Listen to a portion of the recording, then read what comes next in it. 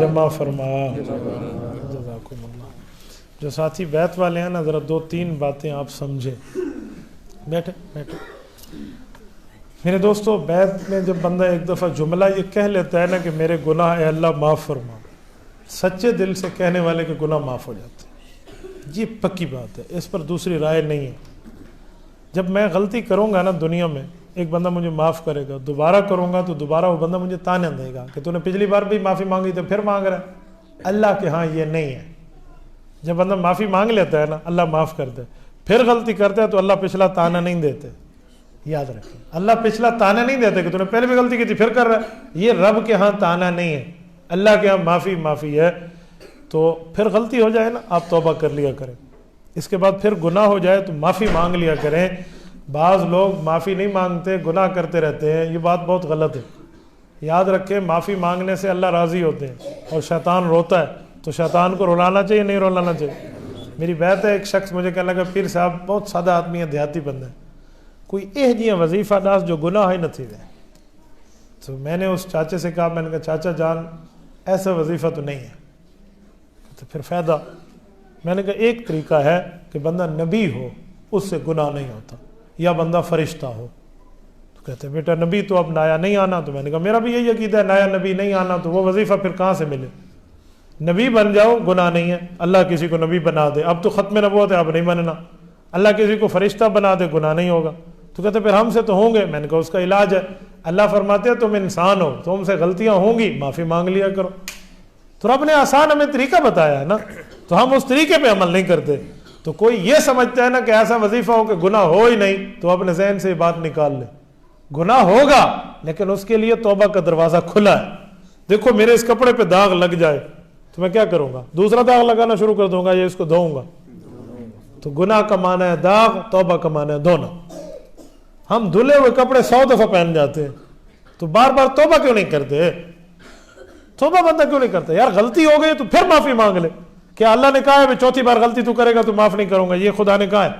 तो जब ये नहीं कहा गया तो हमें माफ़ी मांगनी चाहिए। इसीलिए पिछले गलतियों की माफ़ी हो गई है, आइंदा गलती हो जाए तो तौबा में देर ना करना।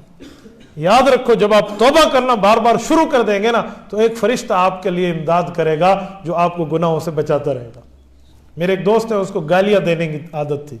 मेरी बैत हुई तो मुझे कहने लगा बस मौलवी साहब दुआ करो मंदे मैंने कुछ छूट वजन।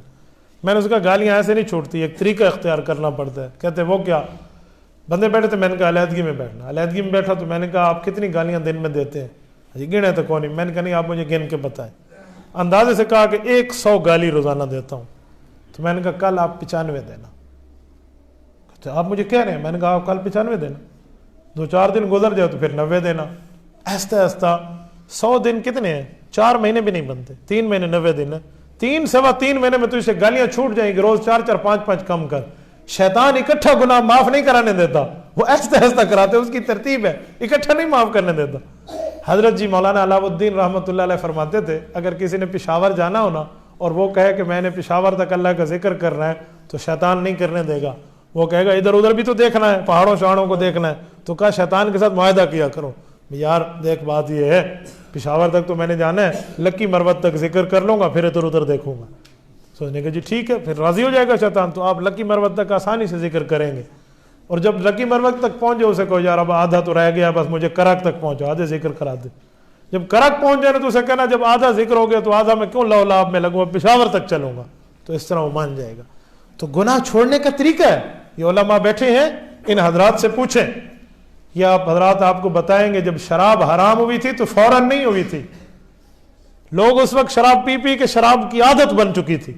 तो अल्लाह ने पहली आयत उतारी शराब नहीं हराम की, दूसरी उतारी शराब नहीं हराम की, तीसरी में हराम किया। इसके दरमियान बड़े वक्फे हैं। पहली आयत उतरी, अल्लाह ने फरमाया व इस्मुहुमा अकबर मिन नफ़इहिमा, फायदा कम है नुकसान ज्यादा है। तो कुछ लोगों ने छोड़ दिया, कुछ पीते रहे। अल्लाह ने हराम तो नहीं कहना, चलो नुकसान है लेकिन गुनाह तो नहीं है, पीते रहे। कुछ ने छोड़ दिया। फिर दूसरी आयत उतरी, या अय्युहल्लज़ीना आमनू ला तक़रबुस्सलाह व अंतुम सुकारा, नमाज के टाइम न पीना, नमाज में पीना, नमाज में। अच्छा, तो आधे सहाबा, आधे की अक्सरियत ने छोड़ दिया कि यार हम हर वक्त नमाज में होते हैं, 5 वक्त नमाज होती है, तो लिहाजा छोड़ ही दो। लेकिन कुछ लोग फिर भी पीते रहे कि हराम नहीं था। तो जब अल्लाह ने देखा कि अब सबकी आदत बन गई है, دیکھو ادن گڈی لین تے چڑھ گئی ہے، اب ان کی عادت بن گئی ہے، تو پھر تیسری آیت اتاری انما الخمر والمیسر والانصاب والازلام رجس من عمل الشیطان فاجتنبوہ، پھر حرام ہوا، اور پھر ایسے حرام ہوا کہ حضور علیہ السلام نے فرمایا ہنتم دبا نقیر المزفت، 4 قسم کے برتن جس میں شراب پی جاتی تھی، کہا ان برتنوں میں پانی بھی نہ پینا، اور پھر جا کر جب مزاج بن گیا تو بعد میں ان برتنوں میں پانی کی اجازت ہوئی۔ تو مزاج بنانا پڑتا ہے، تو یہ نہ سمجھنا بھی آج بیعت کی اور کل ہم گناہوں سے پاک ہو گئے، نہیں، مزاج بنانا پڑے گا، ٹھیک ہے؟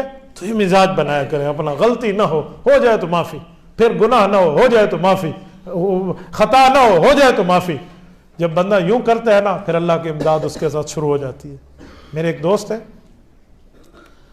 میرے ہاتھ پہ انہوں نے توبہ کی رافضیت سے، جب توبہ ہو گئی لیکن اس کے دل میں ابو بکر کو خلیفہ اول ہونے کا عقیدہ سما نہیں رہا تھا، باقی نیک تھا۔ ایک دن آ کے ہمیں خواب سناتے ہیں، مولانا توجہ رکھنا، خواب سنو حضرت، کہتے ہیں میں نے خواب دیکھا ہے کہ میری دعا یوں نکلتی ہے اور ڈبے تک آسمانوں پہ جاتی ہے، اور آسمان سے ایک ڈبہ آتا ہے اس میں دعا بند ہو جاتی ہے، اوپر نہیں جاتی۔ تو میں نے کہا یہ ایک ہی تعبیر ہے کہ ابو بکر کے بارے میں تیرا دل صاف نہیں ہے۔ میں نے کہا دل صاف کرنا شروع کر دے۔ اس نے صاف کیا، اگلے دن اس کی دعا خواب میں اوپر گئی ہے۔ تو بندہ ایک دفعہ دل بنائے نا، اللہ کے لیے بنائے، تو اللہ کبھی آپ کو نہیں ضائع کرے گا، کریں گے انشاءاللہ۔ صبح اور شام ایک ایک تسبیح پڑھ لینا، 100 دفعہ لا الہ الا اللہ، 100 دفعہ استغفر اللہ، اور 100 دفعہ صلی اللہ علیہ وآلہ وسلم، 100 دفعہ۔ یہ چھوٹا سے چھوٹا درود ہے، یہ ایک ایک تسبیح پڑھو گے، اس کے 2 فائدے ہیں۔ نمبر 1، لا الہ الا اللہ سے جنت کی عمارت بنتی ہے، استغفر اللہ سے اس کی کھرچیاں شرچیاں صاف ہوتی ہیں، اور صلی اللہ علیہ وسلم سے اس کا رنگ روغن ہوتا ہے۔ دوسرا ثواب ہمارے حضرت مولانا الیاس دہلوی رحمۃ اللہ علیہ بانی تبلیغی جماعت، وہ فرماتے ہیں کہ جو کرتا ہے اللہ اسے اس وقت تک موت نہیں دیتا جب تک یہ جنت میں اپنا ٹھکانہ دیکھ نہیں لیتا۔ جو 100 دفعہ لا الہ الا اللہ پڑھے نا، کل قیامت میں اس کی شکل 14ویں رات کے چاند جیسی ہوگی، ٹھیک ہے؟ 14ویں رات کا چاند دکھانا نہیں پڑتا، لوگ دیکھ کے کہتے ہیں واہ۔ تو اس سے اندازہ لگاؤ، تو یہ 3 تسبیحات آپ کریں گے انشاءاللہ۔ الحمدللہ رب العالمین والعاقبۃ للمتقین والصلاة والسلام علی سید الرسل وخاتم النبیین۔ ربنا ظلمنا انفسنا وان لم تغفر لنا وترحمنا لنکونن من الخاسرین فی الدنیا حسنہ وفی الآخرۃ حسنۃ وقنا عذاب النار وادخلنا الجنۃ مع الابرار یا عزیز یا غفار یا ارحم الراحمین۔ اے اللہ ہمارے اس پروگرام کو قبول فرما، اے اللہ ہمارے ذکر کی خانقاہ کو اپنے فیض سے کامیاب فرما، اس کے فیض کو عام فرما۔ اے اللہ ہمارے ذکر کی برکت سے ہماری زبانوں کے ذکر کو ہمارے دل کے ذکر والا بنا دے۔ اللہ ہمارے اعمال کو گناہوں سے محفوظ فرما، ہمارے تمام اعضاء کو اپنے ذکر سے رطب اللسان فرما۔ اے میرے مولا ہماری زبان کو ہمارے دل کے مطابق اعمال والے ٹھیک کرنے کی توفیق عطا فرما۔ رسول اکرم صلی اللہ علیہ وسلم نے ذاکرین کے لیے جو خیریں مانگی ہیں وہ عطا فرما، جن شرور اور فتن فساد سے پناہ مانگی ہے میرے مولا پناہ عطا فرما۔ صلی اللہ تعالی علی خیر خلقہ محمد وعلی آلہ وصحبہ اجمعین۔